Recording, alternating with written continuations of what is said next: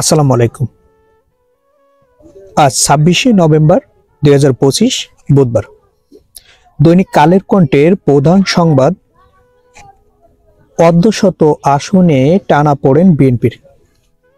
অর্থাৎ কিছুদিন আগে বিএনপি 237 আসনে মনোনয়ন দেন তার সম্ভাব্য প্রার্থীদের। বিএনপি বাংলাদেশের বড় রাজনৈতিক দল। এই মুহূর্তে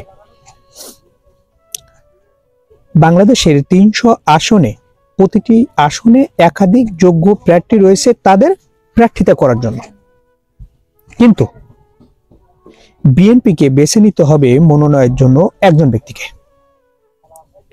সেক্ষেত্রে বাংলাদেশের যে সকল আসনে মনোনয়ন দেওয়া হয়েছে তার মধ্যে 50টি আসনে অর্থাৎ অর্ধশত আসনে মনোনয়ন বঞ্চিতরা সম্ভাব্য প্রার্থী যারা ছিলেন তাদের ভিতরে যারা মনোনয়ন পাওয়ার অধিক যোগ্য তাদের ভিতর থেকে না পাওয়ায় অর্ধশত আসনে টানাপোড়েন দেখা দিয়েছে এবং বিক্ষোভ সমাবেশ সহ বিভিন্ন কর্মসূচি সেই সকল প্রার্থীর সমর্থকরা পালন করেছে। এক কথায় একটা কনফ্লিক্ট তৈরি হয়েছে, একটা গ্রুপিং তৈরি হয়েছে, যেটা বিএনপির জন্য বড় চ্যালেঞ্জ।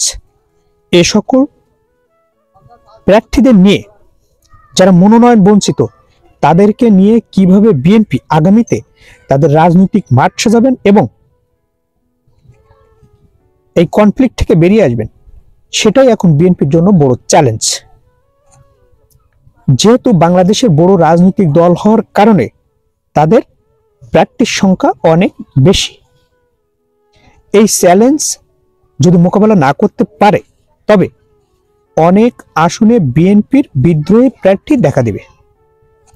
সেক্ষেত্রে তাদের জন্য ওই আসনে পাশ করে আসা, মনোনয়ন প্রাপ্ত ব্যক্তি পাশ করে আসাটা অনেক অংশে দুর্বল হয়ে পড়বে এবং একই দলের যদি বিদ্রোহী প্রার্থী হয় তখন বিরোধী দলীয় যে প্রার্থী আছে বা থাকে তারা বিভিন্নভাবে পলিটিক্স করে পাশ করে আসার সম্ভাবনা বেড়ে যায়।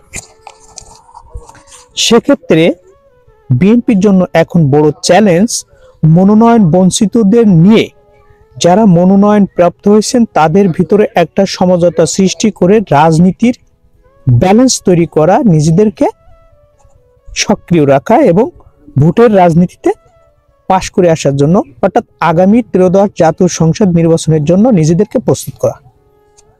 এক কথায় বিএনপি এখন বড় চ্যালেঞ্জের মুখে দাঁড়িয়ে আছে।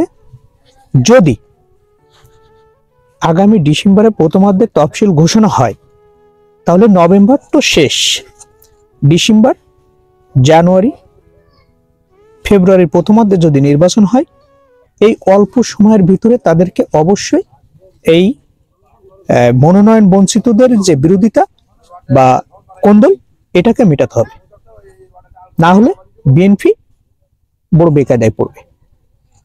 তো আজকে এখানেই শেষ করছি। ভিডিওটি ভালো লাগলে লাইক, কমেন্ট দিয়ে এবং শেয়ার দিয়ে, আর আরো ভালো লাগলে সাবস্ক্রাইব করবেন। ভালো থাকবেন। আসসালামু আলাইকুম।